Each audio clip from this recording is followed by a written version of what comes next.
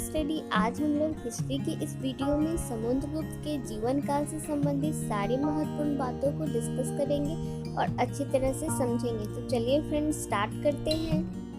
सम्राट समुद्रगुप्त का जन्म गुप्त राजवंश में हुआ था। राजा चंद्रगुप्त प्रथम इसके संस्थापक माने जाते हैं। समुद्रगुप्त की माता लिच्छवी राजकुमारी कुमार देवी थी। बाल्यकाल से ही समुद्रगुप्त विलक्षण प्रतिभाशाली और साहसी थे।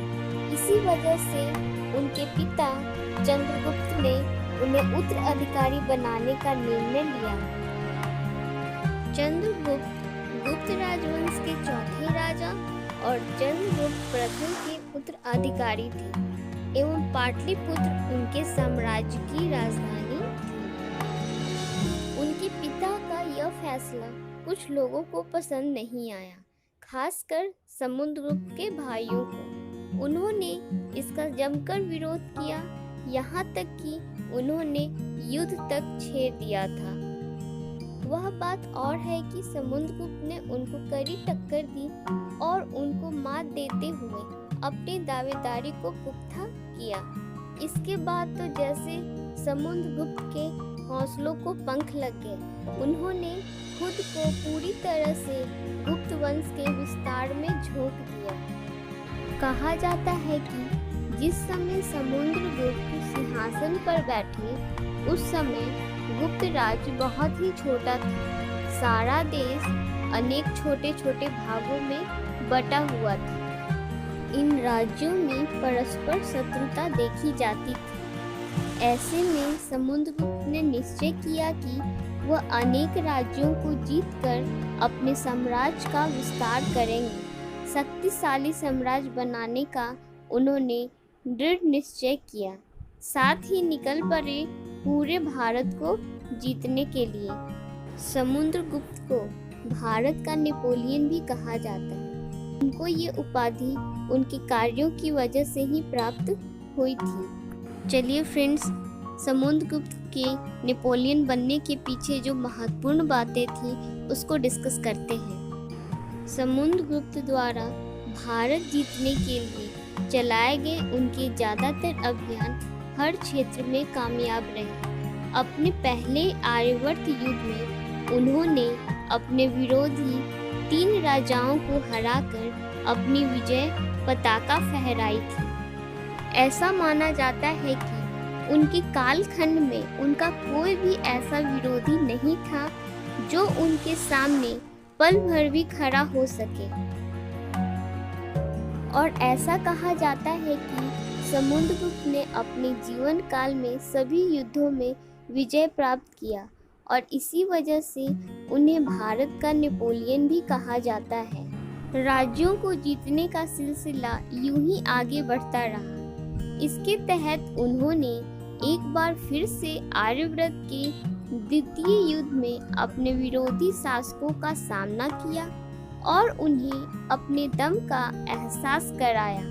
इसी क्रम में उन्होंने कई विदेशी शक्तियों को भी अपनी शक्ति का लोहा मानने पर मजबूर कर दिया।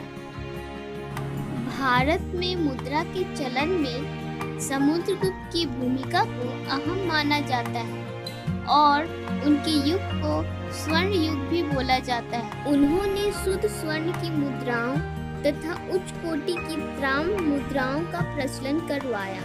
अपने शासनकाल में उन्होंने मुख्यतः 7 प्रकार के सिक्कों को बनवाना शुरू किया, जो कि archer, battle axe, Ashwamedh, tiger slayer, राजा और रानी एवं लयरिस्ट नामों से जाने गए हैं। पराक्रम से अलग हटकर बात करें तो वह बीना बजाने में भी कुशल थी। उन्हें संगीत की अच्छी समझ थी। वह बहुत अच्छे संगीतकार थे। उनके द्वारा बनाए गए कई सिक्कों में इसकी झलक देखने को मिलती है। उनमें वह बीना लिए हुए भी नजर आते हैं। इसके अलावा वह एक कवि के रूप में विख्यात रहे।